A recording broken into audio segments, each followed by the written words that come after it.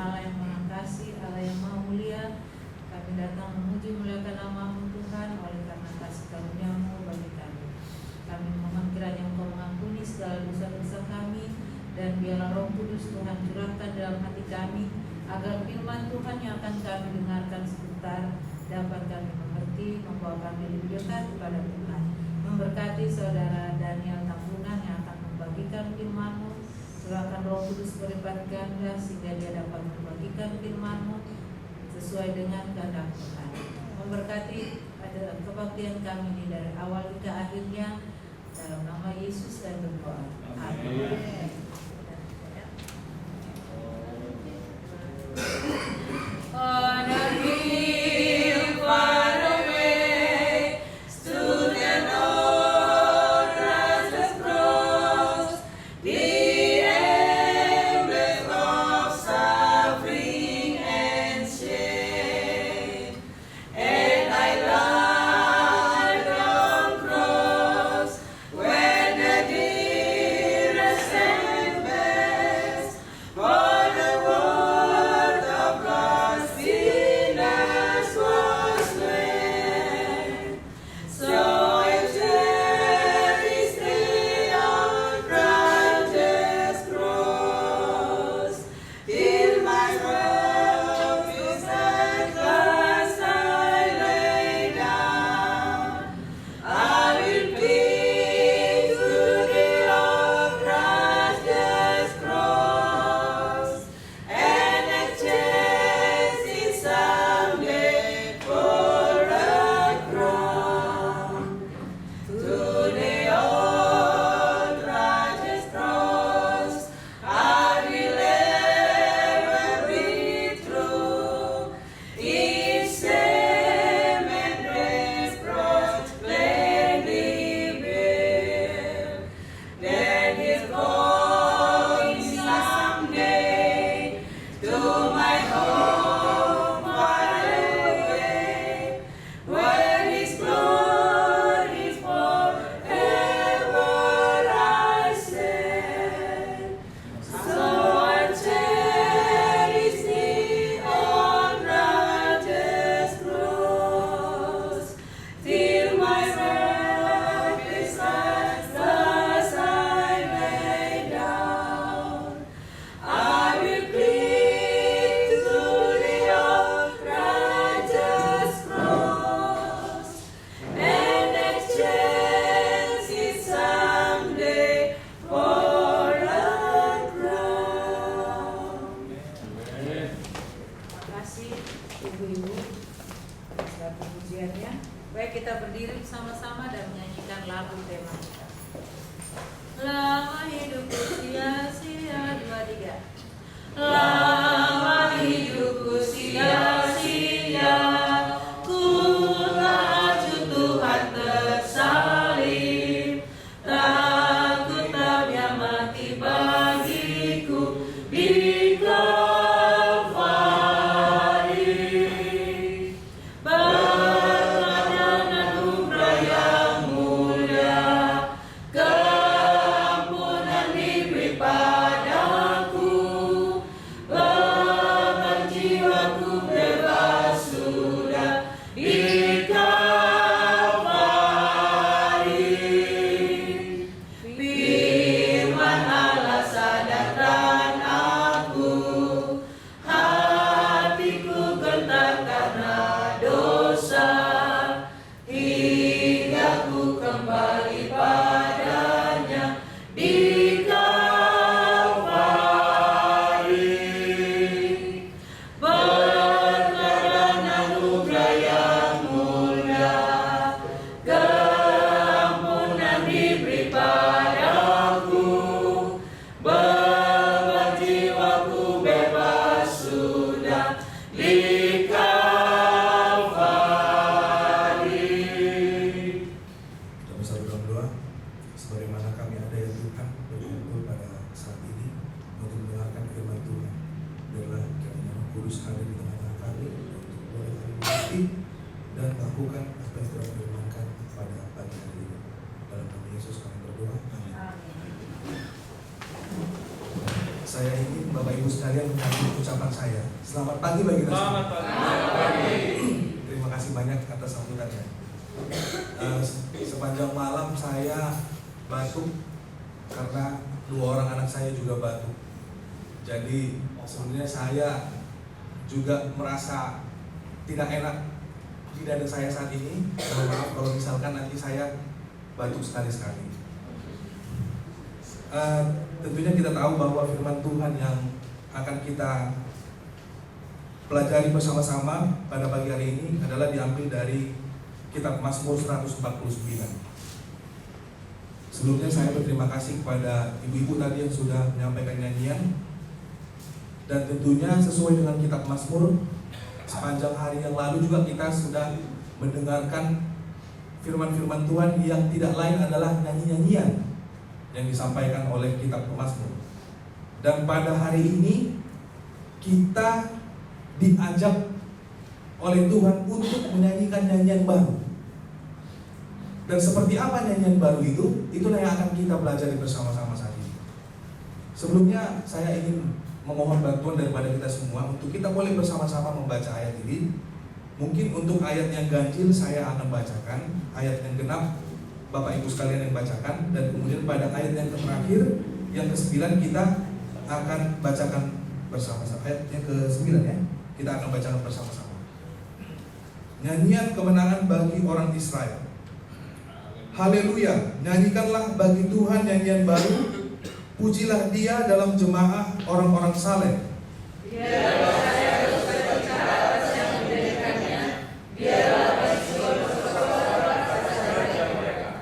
Biarlah mereka memuji-muji namanya dengan tari-tarian. Biarlah mereka bermazmur kepadanya dengan rebana dan kecapi. Sebab Tuhan dikenal kepada umatnya, Ia memperkaya orang-orang yang berdalam dengan selamat. Biarlah orang-orang saleh beria-ria dalam kemuliaan. Biarlah mereka bersorak-sorai di atas tempat tidur mereka. Biarlah pujian pengagungan Allah ada dalam rumah mereka dan dalam untuk melakukan pembalasan terhadap bangsa-bangsa, penyiksaan-penyiksaan terhadap suku-suku bangsa, untuk meluluh raja-raja mereka dengan rantai dan orang-orang mereka yang gila dengan sangat. sama-sama, untuk melaksanakan terhadap mereka hukuman seperti yang tertulis. Itulah semangat bagi semua orang yang dikasihi. Haleluya. Bapak Ibu sekalian, di dalam perikop ini kita pemazmur mengajak umat-umat Israel untuk bermazmur, bernyanyi, dan bersuka cita bagi Tuhan atas kemenangan yang mereka raih pada waktu itu.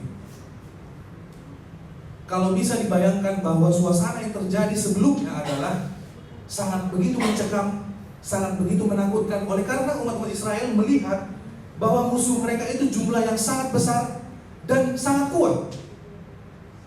Tetapi ada satu hal yang penting Bapak Ibu sekalian. Di balik itu semua mereka menyadari sepenuhnya bahwa akan selalu ada tangan Tuhan yang akan memberikan kemenangan bagi mereka. Itulah sebabnya tidak ada alasan bagi mereka untuk tidak memuji Tuhan. Oleh karena sebenarnya kemenangan yang mereka raih itu adalah kemenangan yang berasal daripada Tuhan, bukanlah oleh karena kemampuan mereka sendiri. Di dalam kitab Mazmur ini dikatakan, nyanyikanlah bagi Tuhan nyanyian yang baru. Maka muncul pertanyaan, kenapa harus menciptakan nyanyian yang baru? Di balik alasan menciptakan nyanyian yang baru itu adalah karena ada situasi yang baru. Situasi kemenangan yang tadinya mencekam, menakutkan, kemudian hasilnya adalah situasi yang baru, kemenangan di dalam Tuhan. Dan lebih lanjut dikatakan di sini adalah bahwa umat-umat Israel ketika mereka bernyanyi kepada Tuhan, mereka sangat begitu sukacita meluapkan isi hati mereka, sehingga yang dilakukan adalah mereka menari-nari. Kemudian mereka bermain rebana dan kecapi. Banyak orang berkata bahwa musik itu bisa merubah suasana hati seseorang. Ketika merasa galau, ketika merasa sedih, kecewa, banyak orang juga yang akan mendengarkan musik. Oleh karena musik itu bisa menenangkan jiwanya. Tetapi yang kita lakukan pada saat ini, Bapak Ibu sekalian, nyanyian baru yang dimaksudkan di sini bukanlah berupa nyanyian yang kita nyanyikan secara rohani di dalam rumah Tuhan. Tetapi nyanyian baru yang dimaksud di sini adalah nyanyian gaya hidup kita sepenuhnya. Nyanyian itu keluar dari mulut kita. Bila mana juga kita hidup bersama-sama dengan orang-orang di sekeliling kita, maka sepantasnya nyanyian-nyanyian yang kita sampaikan atau ucapan yang kita lakukan adalah tentu tanpa harus menyinggung perasaan orang lain. Adalah nyanyian-nyanyian, ucapan-ucapan yang penuh dengan kemenangan yang boleh memenangkan hati banyak orang. Sehingga nyanyian baru yang diajak Tuhan kepada kita pada saat ini adalah gaya hidup kita sepenuhnya. Bapak Ibu sekalian, anak saya yang pertama berumur 2 tahun 8 bulan. Ketika dia melakukan satu aktivitasnya secara sehari-hari, dia itu biasanya main puzzle. Ada puzzle yang sederhana yang bisa dimengerti oleh anak seusia dia dengan cepat. Kemudian dia bermain-main dengan mainannya. Dan sering sekali setelah dia melakukan puzzle-nya ini, dia katakan, "Yes, Daddy. Yes, Mami." Oleh karena dia senang bahwa dia berhasil melakukan itu, walaupun sebenarnya hanya simpel saja. Ketika hari Minggu seperti biasa kami belanja ke pasar pagi dekat rumah, saya bilang, "Ayo kita ikut ke pasar sama Mami sama Daddy. Nanti kita lihat ikan di sana." "Yes, lihat ikan. Lihat ikan. Ye, katanya begitu. Dalam artian anak kecil ini ketika dia melakukan aktivitasnya itu, dia luapkan isi hatinya bahwa yes Tuhan, saya senang. Demikian juga seharusnya kita, ketika kita memuji Tuhan di dalam keseharian kita, dalam pekerjaan kita, di dalam komunikasi kita dengan orang lain, memberikan nasihat, sepantasnya kita memberikan semangat. Yes Tuhan, terima kasih Tuhan karena Engkau sudah memberikan pekerjaan ini bagi saya. Terima kasih Tuhan karena Engkau sudah memberikan keluarga yang baik bagi saya, anak-anak yang lucu-lucu bagi saya. Dan memang tidak ada batasan untuk memuji Tuhan, untuk bernyanyi memuji Tuhan setiap saat, kapan saja dan di mana saja. Di dalam ayat yang keempat, ayat yang menarik menurut saya, Tuhan berfirman, "Sebab Tuhan berkenan kepada umatnya, Ia mahkotai orang-orang yang rendah hati dengan keselamatan." Korelasinya dengan ayat sebelumnya bahwa Tuhan melihat memang umat-umat Israel ini memang dari hatinya memuji Tuhan.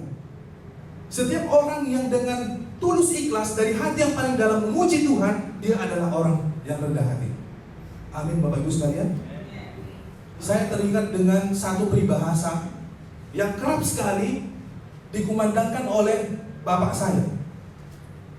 Baik waktu saya kuliah di UNAI, baik saya waktu mencari pekerjaan, mendapatkan pekerjaan, dan hingga sampai saat ini, inilah peribahasa yang selalu diberikan kepada kami, 5 orang anaknya. Setiap kali bertelepon, pasti ini selalu dikumandangkan. Peribahasa dalam bahasa Inggris berkata, "Simplicity is the best life policy." Kesederhanaan adalah kebijakan hidup yang terbaik. Tidak ada lebih dari itu. Saya memaknakan kesederhanaan ini sama halnya dengan kerendahan hati, bahwa tidak ada yang lebih baik selain rendah hati di hadapan Tuhan. Kalau bahasa Bataknya, martor niroha,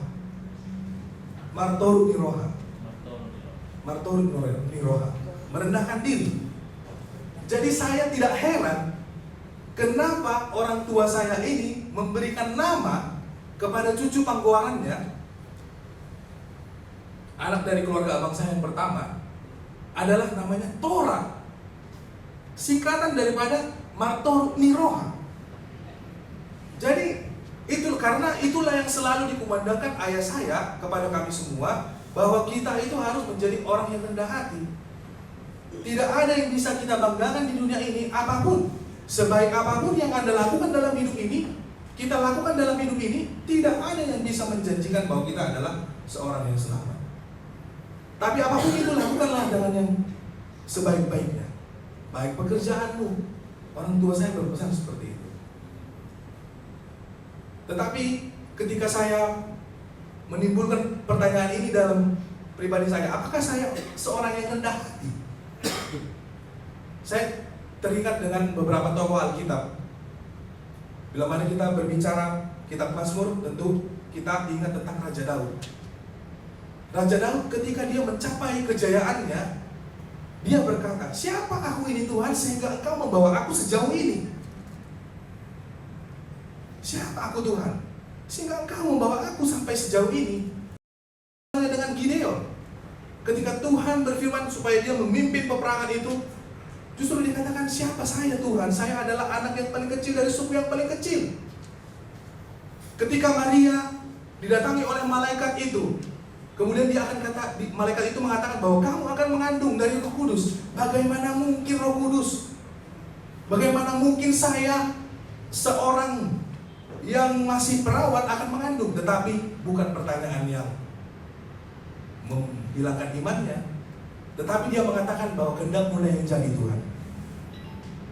Bapak Ibu sekalian, yang saya mau ambil di sini dari ketiga tokoh ini, bahwa sebenarnya Tuhan sedang melihat kita semua yang ada di sini. Apakah memang Maria layak untuk dititipkan benih Roh Kudus itu? Apakah Daud memang layak untuk dititipkan kejayaan itu? Apakah Gideon layak memang dititipkan kepemimpinan itu? Pada saat ini, Bapak Ibu sekalian, kita adalah hamba-hamba Tuhan. Dan Tuhan sedang melihat kita setiap saat. Apakah kita layak untuk bekerja bersama-sama dengan Dia? Mungkin itu adalah satu pertanyaan yang cukup menekan pikiran saya. Tapi apapun itu Bapak Ibu sekalian, kita akan selalu berusaha melalui firman Tuhan ini. Nyanyian baru akan memberikan kekuatan bagi kita. Kita akan menjadi manusia yang baru, bahwa setiap nyanyian, ucapan-ucapan yang kita lakukan itu akan bisa memenangkan banyak orang. Ayat ini lebih lanjut mengatakan, biarlah orang-orang saleh beria-ria dalam kemuliaan. Biarlah mereka bersorak-sorai di atas tempat tidur mereka. Artinya bahwa memang ketika kita juga akan beristirahat dari jerih lelah kita sepanjang hari ini, kita jangan pernah untuk memuliakan Tuhan sampai kita beristirahat di tempat tidur kita. Artinya adalah kita memohon kepada Tuhan bahwa kiranya Tuhan, hari-hari yang sudah saya lalui ini, hal-hal yang sudah Engkau percayakan kepada saya, yang Engkau berikan tanggung jawab kepada saya, itu kiranya boleh layak di hadapan Tuhan semuanya, dan kemudian memberikan berkat bagi kita semuanya.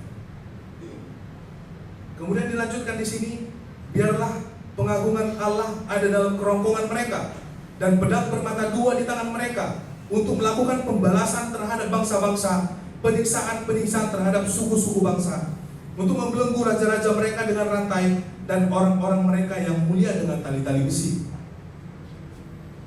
Ketika kita benar-benar dilihat oleh Tuhan adalah seorang yang rendah hati, baik dari segi pemikiran, perkataan, ataupun perbuatan kita, maka bisa dipastikan bahwa semua musuh-musuh kita, mereka akan dikalahkan oleh Tuhan.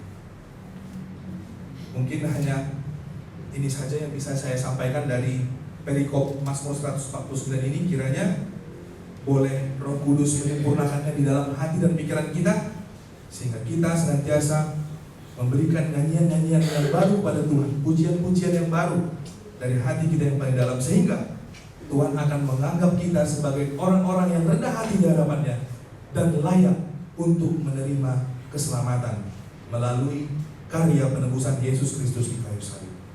Saya bawakan firman ini di dalam